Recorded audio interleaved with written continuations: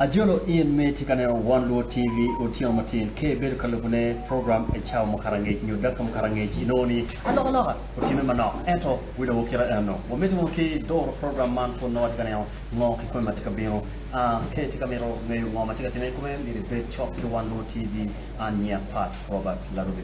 Yes, I went in a studio what take Tungpinkai what take JB Uru ma arangeni is a political activist but I can't mot what in the end they take a logo chachok wa ko wa pa Jacob Olanya and Tung Malubane ateke la di la do ot madit Igulu City meno Alima Reni mo wachi and pe chako lok mi chu bi tin ineno jo machalo Jacob Olanya gi well and bene ikatti machalo dao neno ngo ki kume me romo wanyne ajuli honorable Alima mot jo matikana One Luo TV for your Merla Ruby kidong dano ko duju matikana no ka watching One Luo TV you tiano matin ya yomi berkedu chairman afoy matek itung pinkan malok JB yes JB itikini atima be afoy to twal jomatika nero One Luo TV kama kiken ikumalome Uganda ilira igulu I West Nile kitgum kikaberu mo kana duje Uganda nyo un jomabe no ti Ulaya afoy to twal ni utiano ni da kwadrata la ka chela afoy afoyo mero eno vero mot ma check America pivot Alima Reni Alima in politics for pay donya kinemi e donya chon ento i bokolo me boko chon nyola wo ki One Luo TV biru ki jemi ma iloho amero chako ki kenyo ngo ki kume ma in wi po e kom len pa Jacob Olanya kip mo ko ni kwere mikele iwebie yes ye daga fo dan ho duju matika winyo yu tiano matin Machel uyena achak ke kwai rola chwech pijami duju mapat pan mawano ti wore chaman no mine wakero machalo dano madong dirlo ene acholi ki Uganda pien gin motime lawo maja wichawani bod wan jo kene mwaberu chok ki Honorable Jacob Olanya pi yot tutwal kin maini waju ana bero ke leba chuli ke wala tiana jula pien karmana donyi tela mitelo bulu Migulu City amin Migulu district karachano moro noya amor weng foti gulu ati kin dana chel muberi kin tim muberi kabiru kuiko Lanya Jacob maforo Lanya peki yer muberi speaker no deputy speaker mi parliament mi Uganda American jo mo berka wori moro kelo tiana nyera bulu mo kane magiti kany mo berka bioto ki Jacob ngel Jacob machala tien magiti julune ngel Jacob chalo la tien nyar matika don itela pien ka inene history abero itela pa bulu pe mo pa an mo onu ber mo ma Jacob bo berka deputy speaker mi Uganda imwara pa oni imwara abich aberu la lokola doon mo ko Migulu City ma ki gulu kanyo ki luani Jacob Olanya piana ana tika lokola doon mo ko Migulu awajo ne aberu ngero Lanya chala tien makiti julune chalo la tien matika do ko Olanya pijo ma pigi Olanya Olanya beru ngat mo ka inibe la gopa pi bela rem Olanya angeyo Lanya pilogolo dai wi bene pedak bebo korne kodak loko kodak ay kuja teko nyangi mo wechi ka kenyu ki kokome amira waj ko Lanya maje chek mo kene magwak ana nena mano chalo ana tien mati don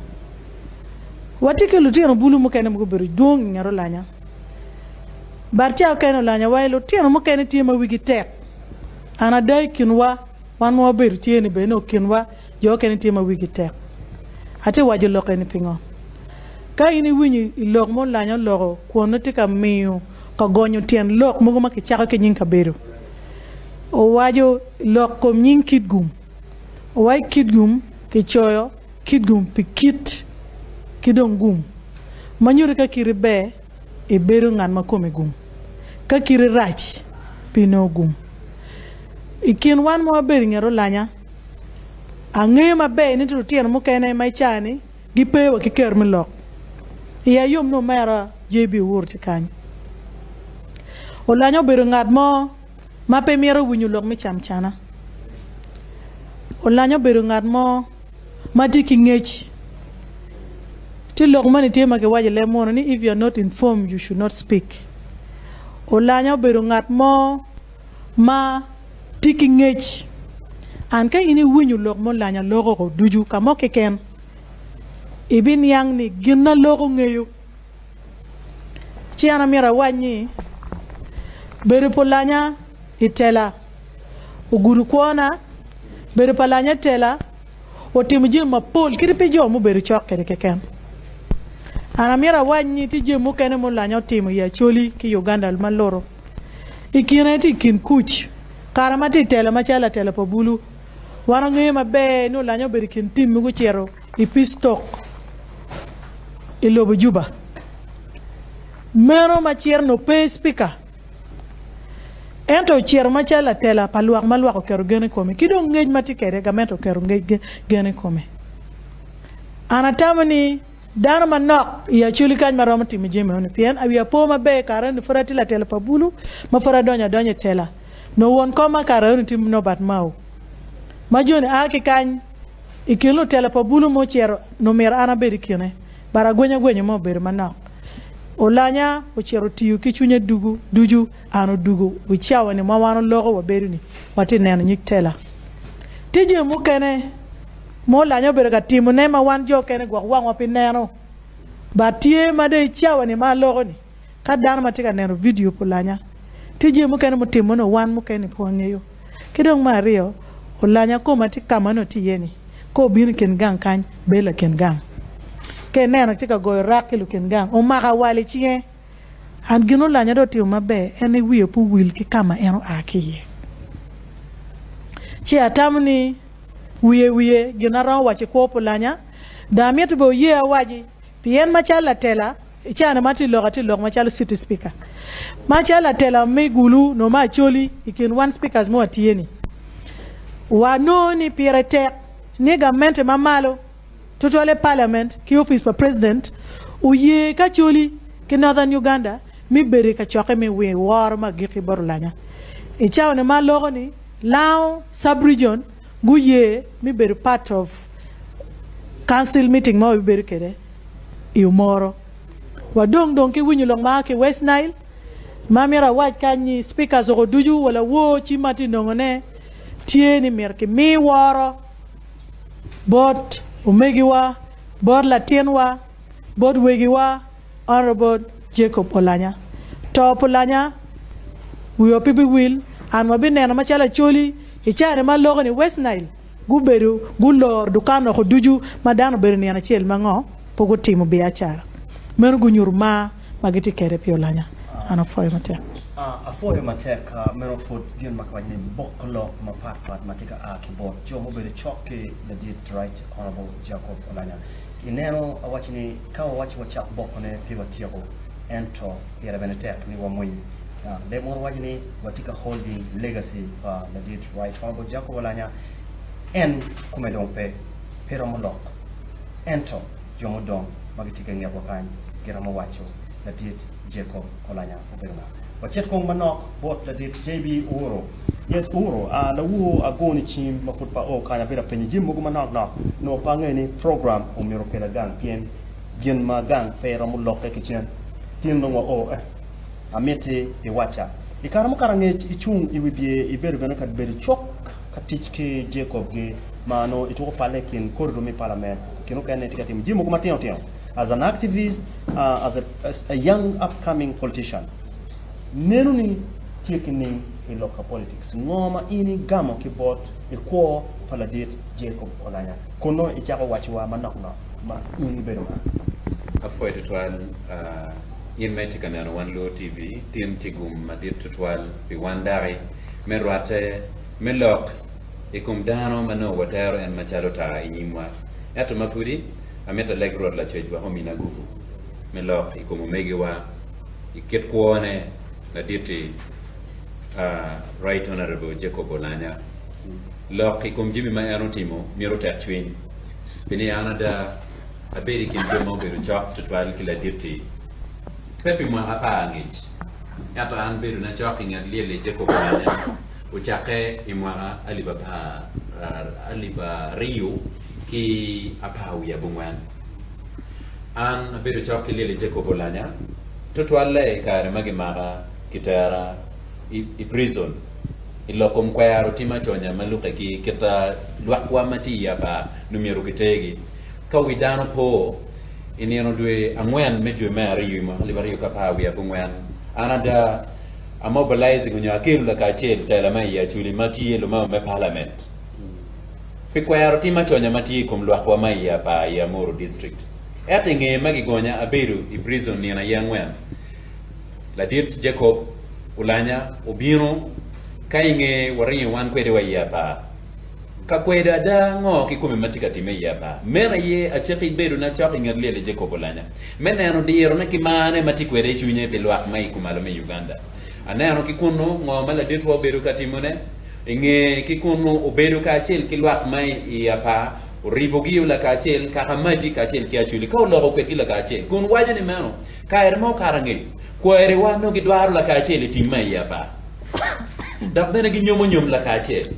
ngoma do wero kumbe dum dano tika laare lo kum ngoma yapa yin me tika nan wan lo TV ki kenyu te lo kene la deteno tie ma chalo la rip menu gen ma kwanyo ki bore donc ini wajani menu ka ermo karange da ana bini tela amero wajani bore ana da gen mo cho chunya to twal e kare anoni dan ma pol gingi ne ana chung me bela mama me parliament pelwa me la ro peche division matigulu city kakany gen mo cho chunya ena kit kwiri ki genti palele je ko bolanya a winyo jomo kana go beru ka wene ulanya ko konyo gena ngo konyo dan ni men lo charo lo et ambe na meta pen yen gen jone anoni ni yen ne timo ngo mai tamani miro e ko yen keni ni yen na ye ni kene yen no bolu yere kwi lo hayo yar dan ma kito anoni amiro wajane ne pat ulanya ti dana chel ma wajo kila tela lo president Yoweri Museveni ni lokma ya pane konki pora ka wilwa mai kumara me Uganda po e kar cha ki miyo committee ma Dr. Rwakana Rugunda no loyo eto pigiti ki ma pa Jacob ulanya o miya da president wachini meno ulanya ikomda ko bet ki committee ma mege Rugunda da hayo mi report ba Dr. ulanya eto tika tuero chunywa dong loyo wen wan joma no watiki je ko bolanya karen ini dan futika katiki lok nia ko ke tito wa ngomo ne relatinwa en jo achel maktika we ngomo ne relatin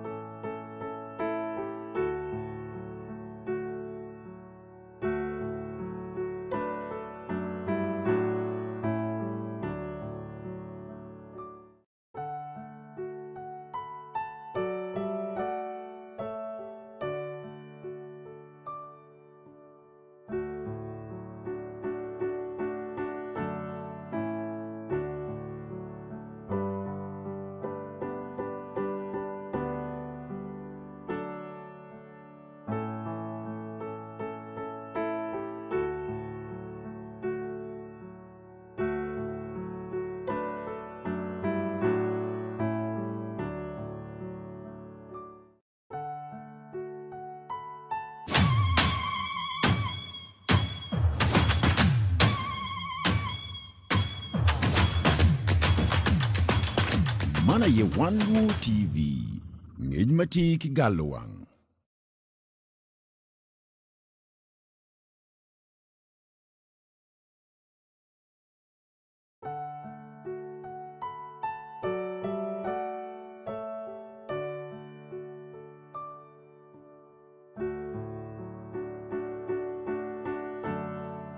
mau bo pe dan uno meta beri wi gureda ka wa ngine ana titiji meno ena ye gin ma ana tamne lwa ma charo ka chuli kani ana pel la mera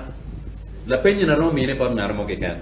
ne ien kitela ma megi ti gino mo ma iro ma timane o ka pa jeko kono bene pa wangeo gin maro ba yugo pe wa an bene pa romo ro wa ti an pa jeko afoyo JB Uro wa tie kadire chok kaneo kit machawane wor kwere kunno watika tiaro kaneno loga ngaya mo chwini One TV e winyu log matika kar keyboard JB Uro makidi tie adek angwen mogo generni giromo rukuwa paladit Jacob Olanya ento awachini kani waruge miro wanwen wanen ki wachit baju pong makaberu pe in miri yelle kanoni kiri vume miri maki were o gina piratek wadong kidaka manok mo chero kaneno loka ngaya mo chwin One TV gin matingi wajani dano padano ene Jacob Olanya kete munyo JB Uro lo kwere gin matika kelo wiya kumbede inyangni kadong commission lok mia pani tin dong Olanya dong pe wakana rubonda ben dong pe wa okay system lok mia pani watia okini mel gin mo du kwere ini amo kenne kong aminu daka ariario minano ketmo odol kiloku acham keyboard horrible alima reni yena fo umera JB wana wajana nene mero ba min wakero kene neno gana watu ware chani pi yot mira wajni meno to Olanya otenyu tij maduong kere war ngata man mati biuni chan me beri speaker ni ageno bu beri office oni ni chalpe mo achel mano pion yang kirmi office oni kero beri kere pi yot ati ken dana mo beri ikin lutela ma aluoru chakela wo angi kena choli matieni na nga maramo ruko wa Olanya pano wachel chi amira wanyi kadano to no olutobe otenyo dano gang wateme be kite kwa minero ni magudongi no wan mudongi wa mete kitelo gang ke wai lum ko wang wa don lumadon ho duju matien mudongi tene lot binu malo ageno ni ko Olanya mo ko lobo kan wan mudongi fodwa romo kwanyo gi moki ye ke keni dong po romo timo kito em no timo ni